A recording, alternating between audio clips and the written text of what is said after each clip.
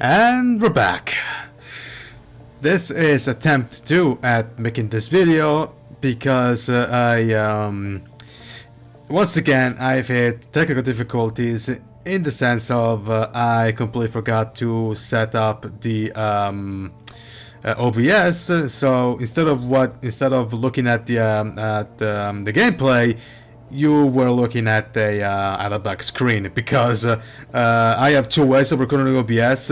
One in whole screen, which is the one that I'm using right now, and windowed mode, which is the one that I use to record NR. So yeah, and then I noticed it until I was doing something. So yeah, second attempt it is. But in any case, welcome to round 8 of the Fantasy Super Mod, the Race of Catalunya, or should have been the second race in Spain, but for reasons I've explained before, it's now the first race in Spain, and we actually we are on a roll. We've won the last 4 races in a row at Austin, Bahrain, Shanghai, and last time out at Strasbourg, and well, let's see if we can actually go 5 in a row, or we are going to stop here. Before we begin, I want to say that this is Barcelona with the chicane and the cut Caxa corner. Basically, what they were running in 2014, because I'm pretty sure there's no public version that skips the chicane. I could be wrong, but I'm pretty sure there isn't. There is one in the 2025 mod, but of course it's 2025 mod, so that doesn't count. But yeah, outside of that, see you after qualifying, folks.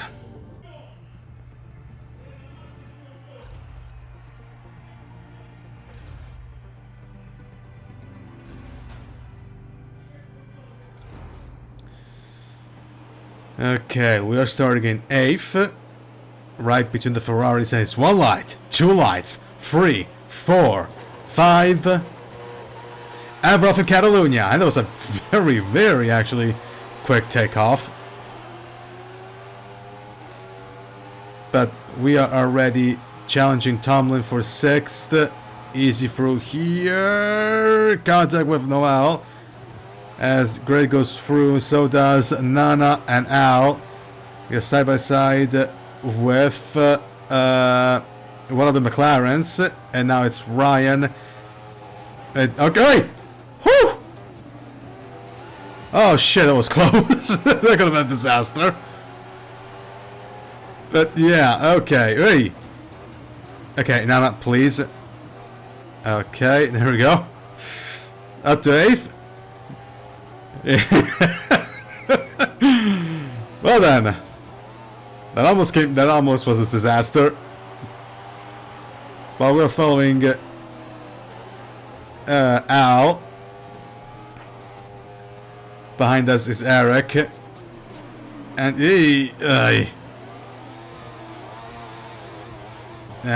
no space here. Got a bit of wide uphill into the chicane for the first time. Of course, I'm not even going to attempt a overtake.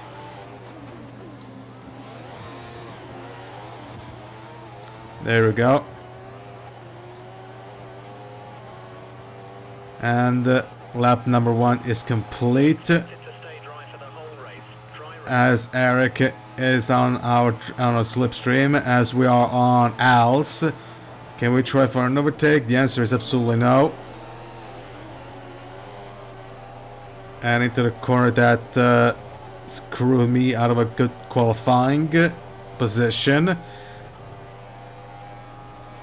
The corner that nowadays, well, but 2025, it could have taken flat out. Who knows what it will be with the 2026 cars.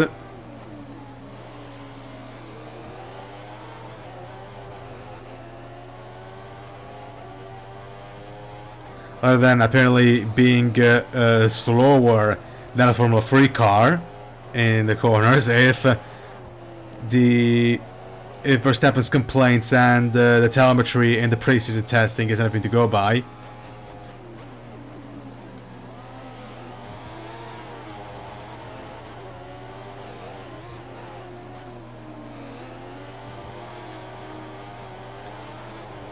Into the chicane, still no chance to overtake.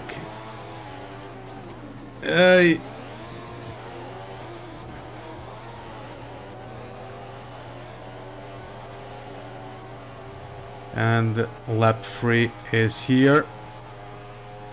The race officials have enabled DRS. Okay, we are taking the draft of Al.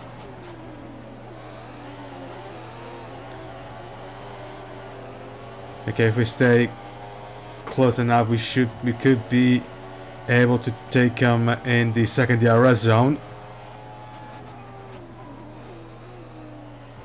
Pace is good. Pace is good. But yeah, real exciting start of this race, which is something that This guy hold us up much longer. usually doesn't happen here at Barcelona.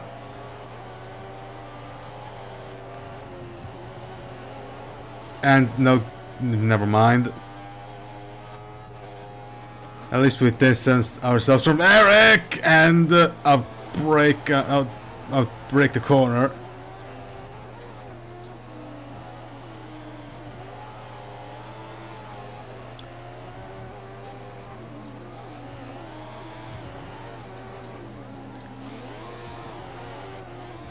And yes, oh shit. And yes, I know it's ironic that we have 2 races in Spain, well, 3 races in Spain, but there's not a single Spanish or even Portuguese driver in the grid. But anyway, that's something that I wasn't thinking when making the roster. I made the roster first and the countdown later.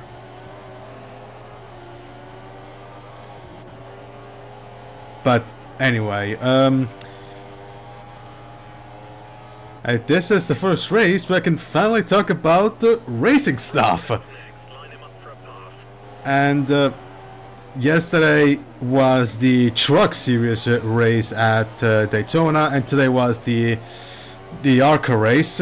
And for the truck race, the finish was apparently I'll be honest here. I didn't watch the race nor the highlights, but I've seen the results. And at least know one big thing that has happened right at the beginning. God damn it! Right at the very start, You picked up some marbles. Chandler Smith won the race, Wear them off. um, Racing line. while Cletus McFarland, his real name is Gary Mitchell, but he goes by Cletus McFarland on YouTube. For the ones who don't know who he is, he's a racing YouTuber, but in the sense of that he actually races cars, and that he's one of the bigger ones out there, and that he did started the ARCA race at Daytona last year. And I don't remember where he finished in that race, but he also did the ARCA race this year. And that one, it wasn't all that. In that one, he wasn't bad. He was actually finished pretty well. But let's keep that. We're gonna talk about that in a little bit later. He retired because he was involved in the first big crash of the race, which was at lap 5, I think, and because of that, he was out immediately. As for Tony Stewart, yeah, he also had a pretty bad race. He didn't last. I think it didn't last even. He didn't even make it halfway through the race before retiring. So, kind of a shame for his return to NASCAR racing. Our data's showing that the car ahead Even more considering that this is the first race for Ram in almost 15 years, I believe. Their last race was in 2012 at Homestead. Of course, now Ram is well, still technically Dodge, but now it's both technically still Dodge, but also technically its own thing. Dodge gave them the Ram logo, which explains why Dodge have that. Oh god, what is it? They gave it a name to the symbol, but I don't remember. But yeah, it's the first race for Ram. But I said that I'm pretty sure actually Ram did pretty well. I mean, they did not do bad except for another driver, which was one of their driver program winners, which he sucked apparently. But yeah, Chandler Smith won. As for the ARCA race, as I stated, Cletus finished 11th. Giorgio won the race. And apparently Isabella Robusto became the first woman since 1989 to lead laps on ARCA. So, hey, it's at least something. It's at least something.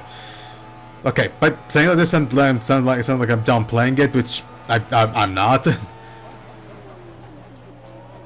But considering that the standards for women in NASCAR has been the standards for women in NASCAR has been set so low, yeah, even something as mundane as stealing a lap is actually seen as an accomplishment.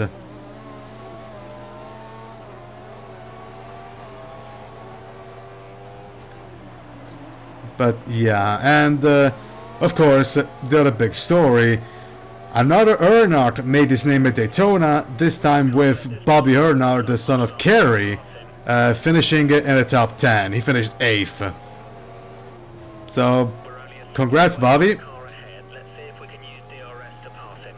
Another Earnhardt name to add to the legend.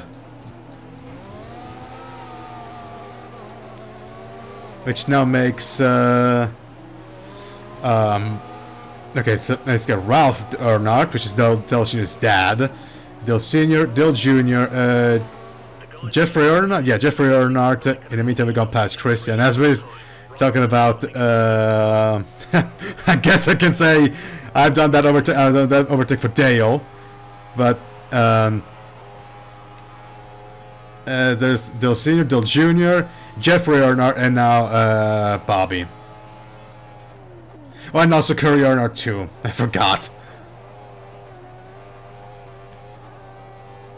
And today it should be the O'Reilly Auto Parts Series race, the former Xfinity race, Xfinity Series, and then tomorrow it'll be the Big Cajon itself, the Daytona 500. And only God knows what's going to happen there. Oh, and also Jimmy Johnson announced that the 2027 Daytona 500 will be his last, which, yeah, it's I guess it was about time he announced his I guess his full time, not full time, but his overall retirement. And maybe Denny Hamlin could also be Denny Hamlin's last Daytona 500, at least as a full-time driver, because his contract with Gibbs runs out at the end of 2027. And of course, as I stated previously, if Hamlin doesn't win the championship this year, after all the bullshit he had to go through, he's probably never going to win it.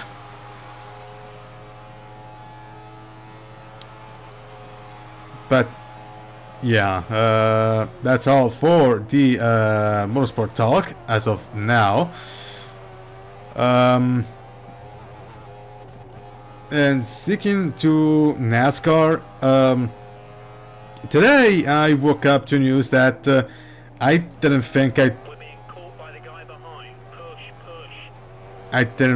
I wanted to hear. I didn't want to hear. Fork in the Road, this series, the alternate history series, where the cars that I'm using for the Gen 4 North American Tour comes from, is officially dead. It's ending its run in the middle of 2004 because the owner is having serious personal issues and he cannot keep going, which, needless to say, it's a really, really damn shame because Fork in the Road was pretty fucking awesome.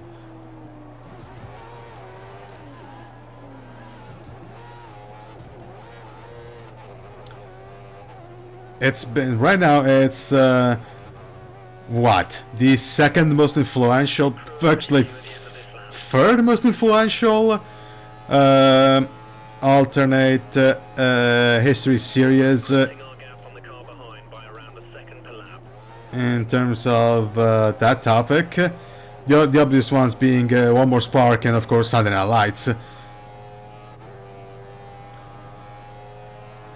But yeah, it's, I mean, even I was inspired by it for Saturday Night Lights retelling by adding Hank Aaron and Rock Racing in SNL retelling.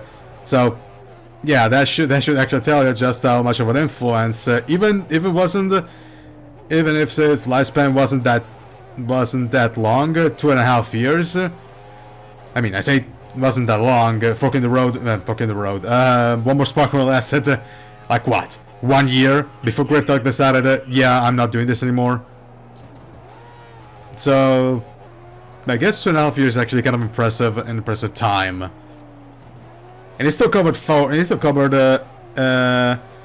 years. So it's still a lot of work. It's still a lot of work, all things considered. But yeah, it's a big shame that he decided to cut off the series. And in the last video, he teased some of the ideas that he had. Oh, by the way, I'm pretty sure this is the first race in the series we're actually going to see the hard tires, the orange shod hard tires. Watch out for traffic as you rejoin the track. But yeah, as I was saying, in the last video, he did. Not only he released all the results publicly before they were all locked under Patreon, but he also revealed some storylines that he was going through. What I wanted to develop, We may have trouble closing and during this stint. one of them, he revealed 3 of them. And the first one was that Hendrick was eventually going to switch from Chevrolet to Toyota. The argument being that since DEI became the top Chevrolet team with Dale Earnhardt still alive, Hendrick decided to switch over to Toyota to have some more manufacturer backing. And I know somebody might think that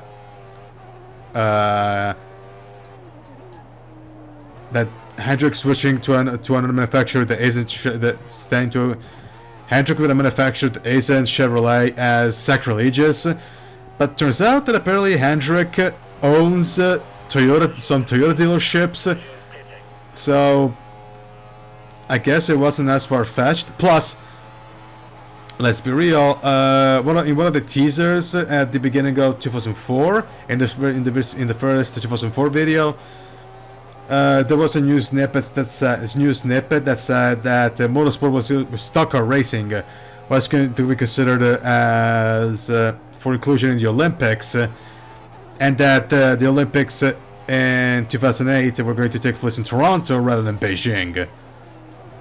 So I guess some realistic could be thrown out of the window, some logic could be thrown out of the window.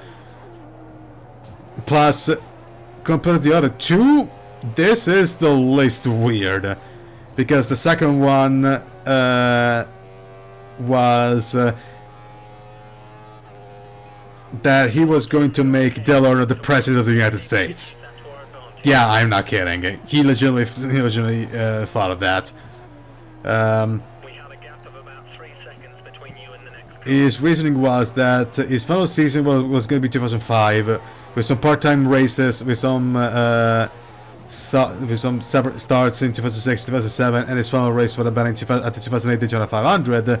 10 years after the first one, because in Fork in the Road he won 2 of them, one in 1998 and the other one in 2002, I believe, if I remember correctly. Fuel management has been Then he was going to get into politics, becoming the governor of North Carolina. in 2008 to 2016, and then becoming the US president in 2020 and 2024. And apparently that's when he wanted the series to end, in 2024, with Dale reconfirmed for a second term. With Dale reconfirmed for a second term. And the third one was that he was going to make Adam Patty a father of a daughter that was going to race in the Cup Series in the 2020s. To which, yeah, I'm not too sure about that, because, yeah, putting made-up children into real people, yeah, it's kind of creepy. So I guess we kind of dodged the bullet on that occasion, but outside of that, yeah, it's a big shame that these plans are never going to fruition. And I know somebody's going to say Delano's residence sounds and I know somebody might say, why would a NASCAR timeline delve into US politics? Well, the guy, the Fork in the Road guy, made a video, an extra video about the 2000 election, and in the Fork in the Road timeline, Al Gore became the president of the United States in 2000 instead of George Bush Jr. And I don't remember anything about 9/11, but I don't believe. I know, yeah, it never happened. 9/11 never happened, which of course, not the first altered timeline that did it. For one more spark also decided to not have 9/11. So let's still decide to have it, to which makes sense. It's such an important event in American history that just cutting it would be kind of stupid. Just 2 seconds. But yeah, it's not a shame that unfortunately We can move to mix 2 or 3 if you need it. all those plans will never come to fruition. But in the meantime, and because of that, I might do a side project as a tribute to Fork in the Road. Now, it'll take a while because I need to prep everything, cars and all that, but I want to, I guess, show a little bit of appreciation for Fork in the Road my way. I mean, I'm technically already doing it by having the Fork in the Road cars race and the Gen4 North American Tour, but this one is going to be an actual tribute.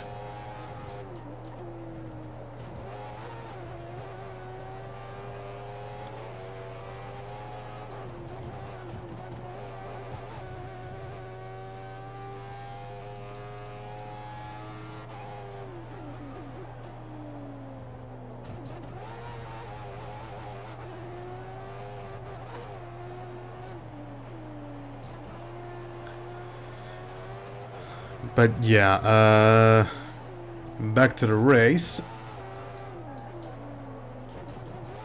Here, okay, Sophia's just blasting fast lap after fastest lap. She's lapping a lap faster than my best time.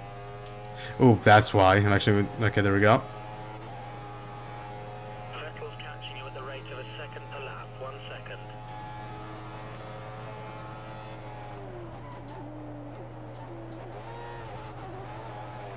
Once it goes to optimal, then back to standard it goes.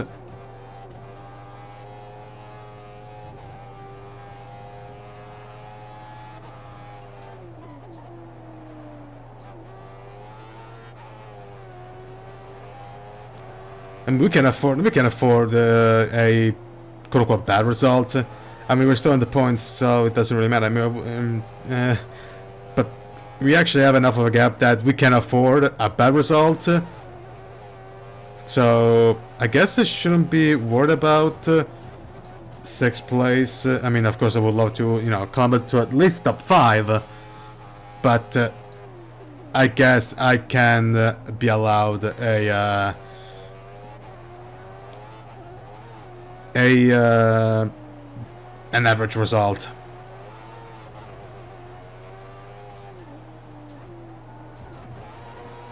Ah, shit, shit. Okay, okay, okay. Okay, that was terrible.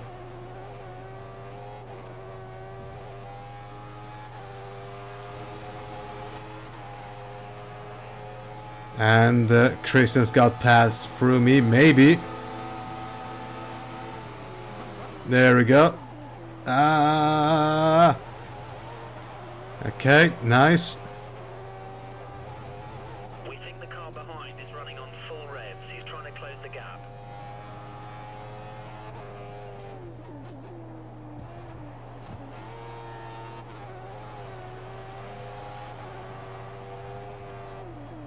Plus, Barcelona has been one of my weaker tracks, so I guess sixth is pretty decent.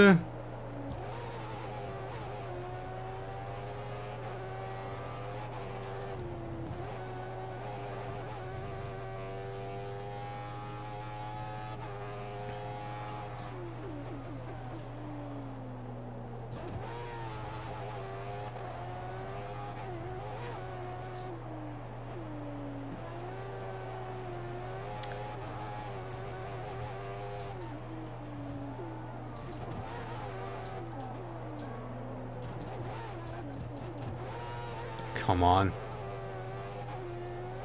Ricardo should be coming in to change his tyres within the next 4 laps.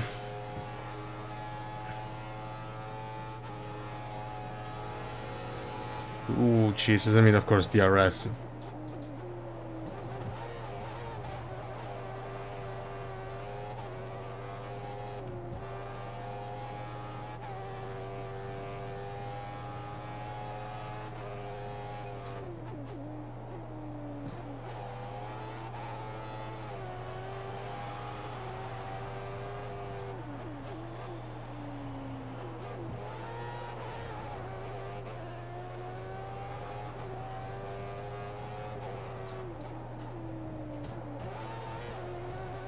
Okay.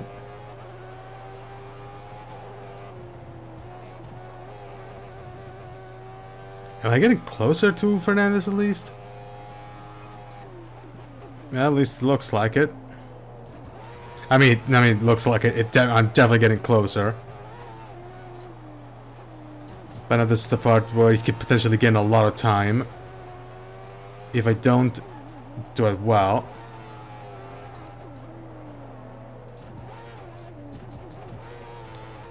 Yeah, I guess that could be considered decent. But something tells me that he definitely got... The gap to the car behind. Oh no, no. I'm still gaining. I'm slowly but surely. Attempt to pass. There goes Christian. There we go.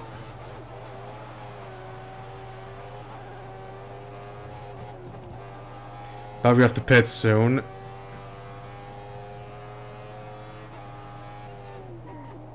And the surge they gain on me, 2/10.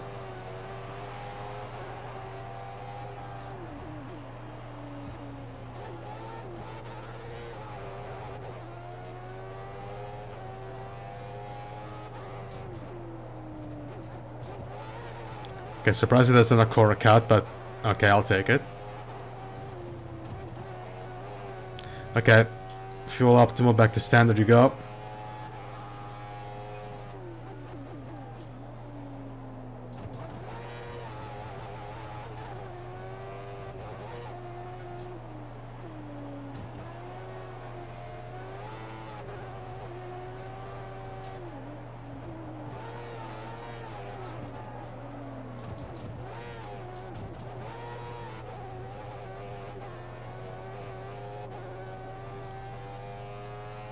Okay. Ooh, I've gotten pretty close to surge, even without, The car behind is running on full revs. He's trying to close the gap.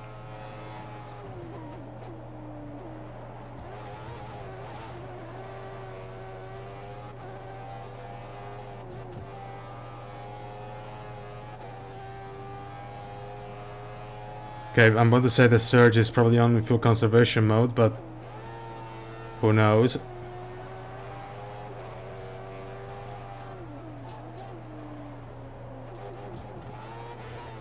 I mean, definitely not. I mean, he lost the contact to the group ahead, so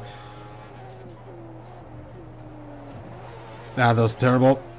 Yeah, okay, no, never mind. That's why, because they met lap cars. That explains why he was slowing down.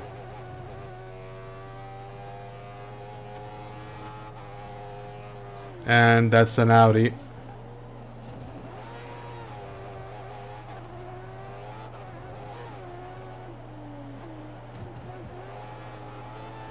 According to our estimates, Vettel should be stopping for tyres in 3 laps' time.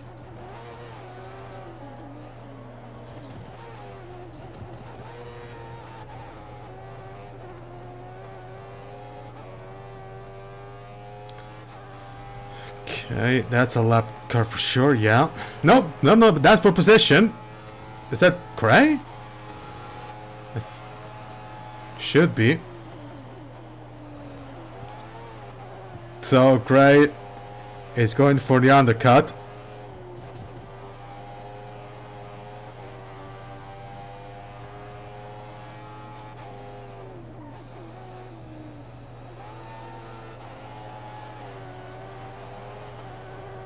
As we make contact with Eli, and we are past them.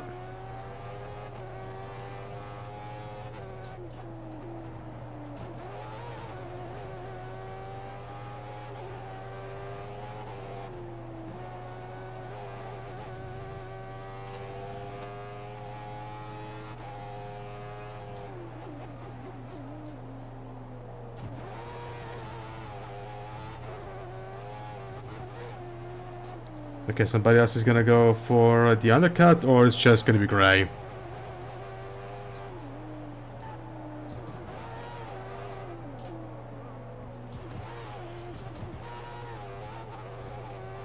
The answer looks to be only Gray. Yep. Lap 22. Next up, we have to pit. Oh no, somebody actually did, and I believe that's what a Mercedes? No, it's a lap car. Never mind. I believe it's a Toyota.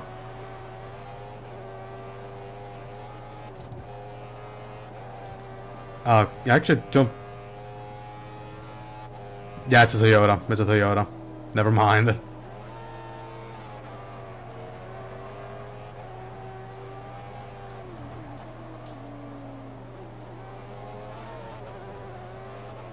I was getting excited there, but nope, it's Toyota.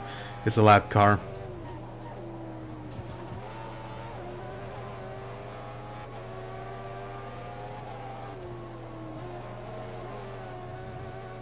We don't even have TRS on him. On him or her. Because I have no idea. Okay, it's Cocorot, so her.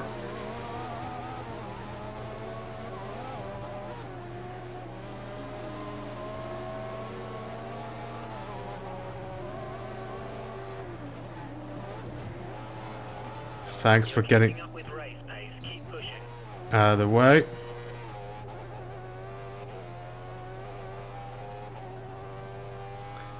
Somebody else is going for the undercut. Nope. Open. Box this lap. Alright. So we're roughly going to pit all at the same time, basically. Vettel slowly starting to catch you.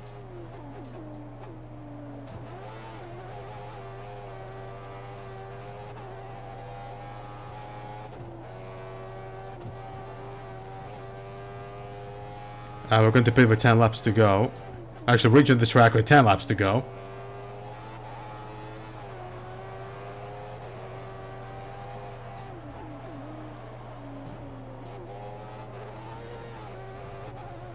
Also, one thing that I forgot to mention about the Gen 4 North American Tour race at Atlanta is that that race was a nightmare to finish, to do, because for some godforsaken reason the game started to stutter.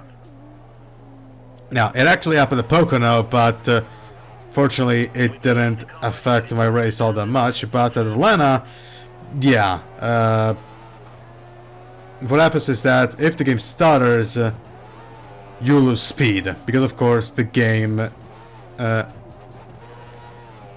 thinks you're not. The game stops answering to your controls because of the stutter. So you go slower, and yeah, it was a pain in the dick. And to resolve the problem, I've deleted a bunch of cars.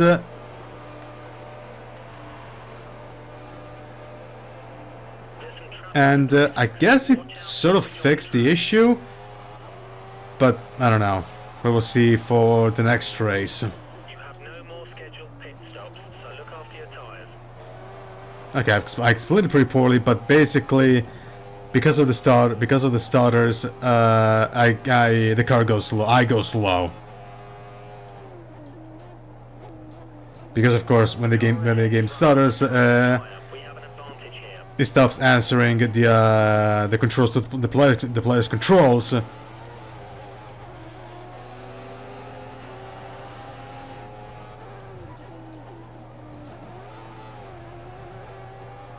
So it's a real pain in the dick.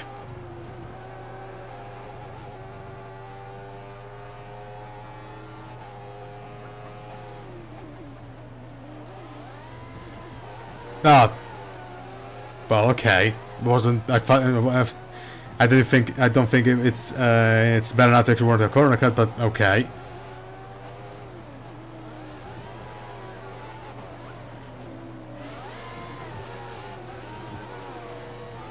Okay, land in the pits.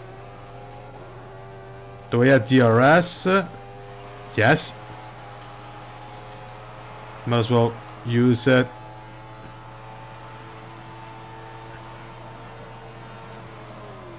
And we rejoin, or rather, Fernandez rejoins just ahead of me.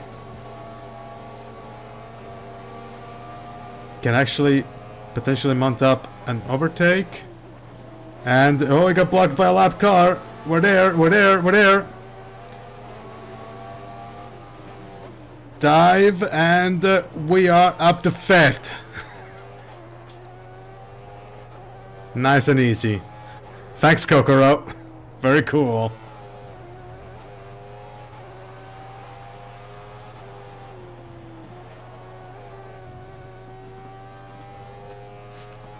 Alpha 2014 shakes the hands with NR 2003.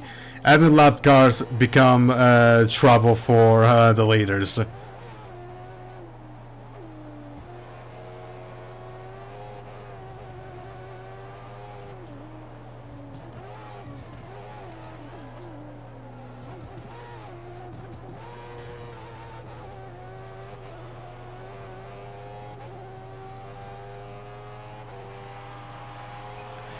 In the meantime, ooh, okay. Our best lap so far. And also, I finally settled on a car set to use for the International Tournament of Champions. It's a car set that, as I teased before, it's hasn't been used. It's a mod actually, and that hasn't been used in all the 4 qualifying championships of the ITOC, and I believe you're going to enjoy it.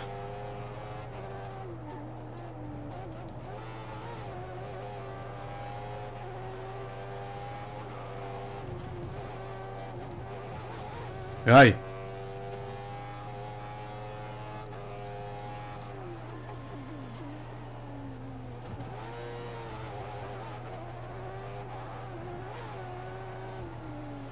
Also, that series Eric is a front runner.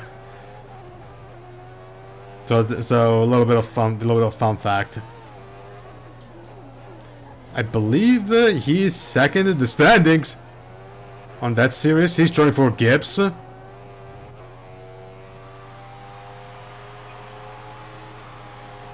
So, actually, Noel fast lap the race. I was a second, but it's not a second. Now that I mention it, at least one of my characters has been a championship contender in all the series of the in all the qualifying championships of the ITOC. Emma in Alpha's Redemption Tour. Of course, I won the championship with Juniper in the Chemical Creator Saga. I don't remember who was a... Of course, I was a championship contender in Truth of Carretera USA. And I got Eric as a frontrunner in the Gen 4 North American Tour. So I had at least one character that was competitive enough to finish in the top 10, if not competitive to actually challenge for the championship. Outside of myself, of course. The other one that wasn't the case was in the Chemical Creator Saga, where, yeah, it was just me. Of all the characters that I had, it was just me, the one that was actually competitive. In the meantime, we could potentially steal 4th from Gray. And we are up to 4th. Next up is the other Williams in Adian. So it's currently a Mercedes 1-2.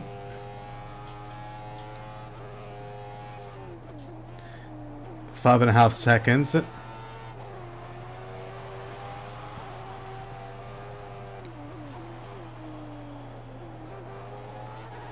Actually, what kind of tires do they... Okay. Oh, Sophia's on the hard tires. Sophia's like the only one on the hard tires. So yeah, catching them is gonna be pretty pretty difficult. Yay!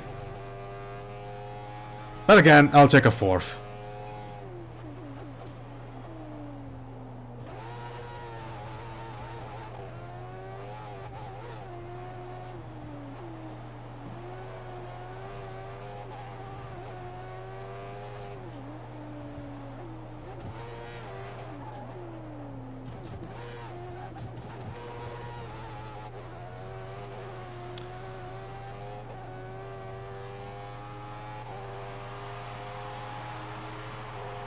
Okay, 6 laps to go.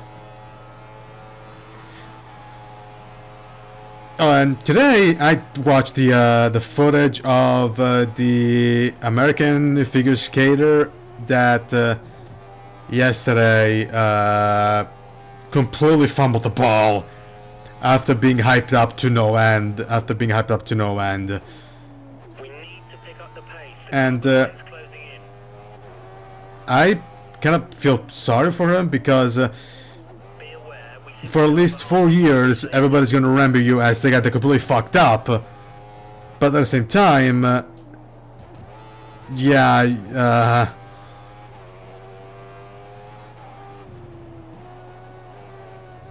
you didn't exactly, you're still fucked up.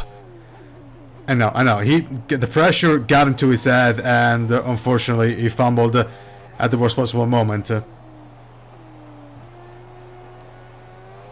But still, yeah.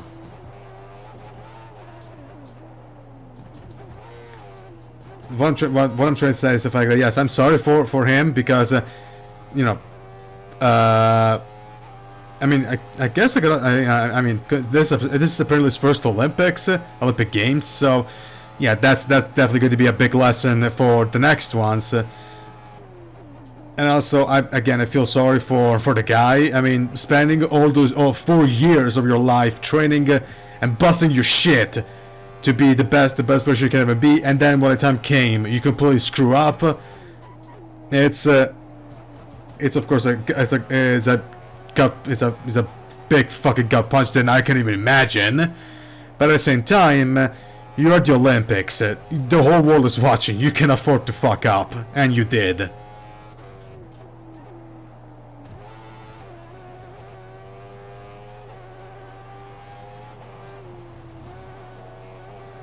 Okay, you might say that he sinned of Superbia, but not.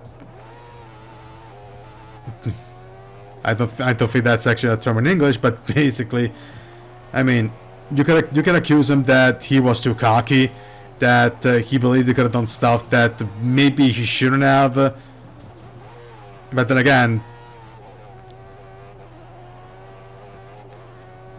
these are athletes. I mean, you can exactly tell them they cannot do a thing when they feel like they can.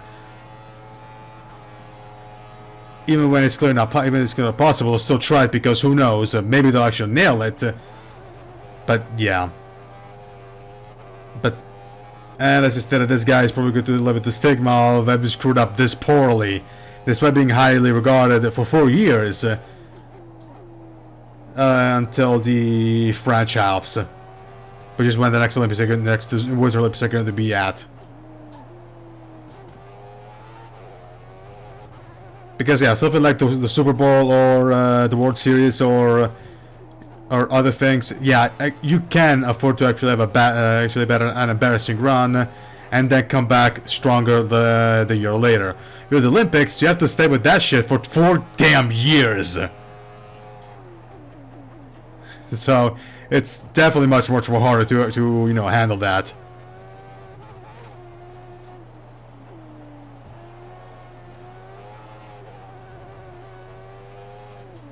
But then, of course, there are people like the Boston Red Sox fans that had to live with the pain of never winning a World Series for almost a century. Red Sox fans, Cubs fans that had to live for. Speaking of, it's been already 10 years since the Cubs won the World Series. Holy hell! Time surely flies, huh?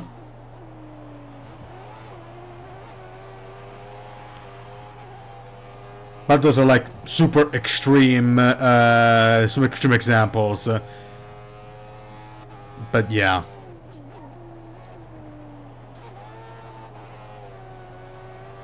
And then somebody's going to say, yeah, but the skater from Italy did even worse. At least he has the excuse of he was sick and he still performed anyway.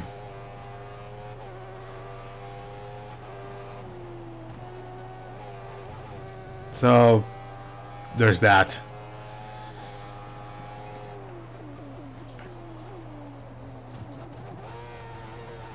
But in the meantime, this actually looks to be the first day where we go with no winner, where we don't win a medal.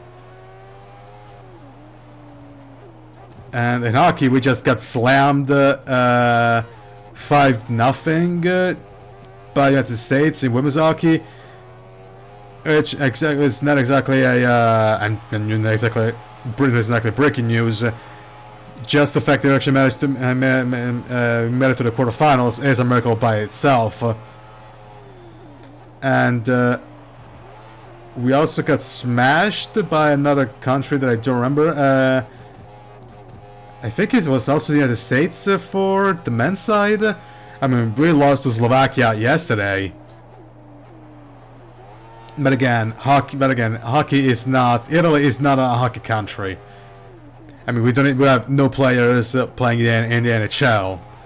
The closest is like fucking Lucas Bisa, who's Swiss, who's the Italian side of Switzerland, but not Italian, but still Swiss. Yeah, we can have. We can only do what we can. As Sofia wins the race of Catalunya.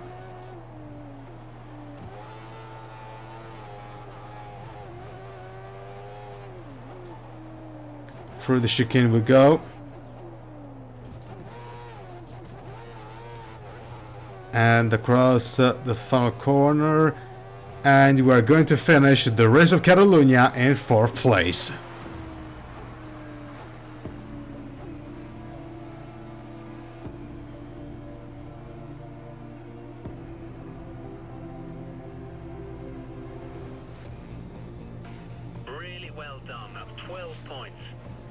And so Sofia wins the Race of Catalonia. Second is Noel. I Mercedes 1-2. Third is Adrian. Fourth is ourselves. And then it's Serge, Christian, Gray, Al, Ryan, and Nana. Okay. Rounding out the top 10. Phil and Ricard DNF. Alzoyola and Rinaldi. Nora, Ryan, Makoto, Kokoro, and Eli all lapped. Jules wins last car for the lead lap cars, and Eli wins last car for the well, technically not last car because he finished 20th, but at least last of the runners. So yeah.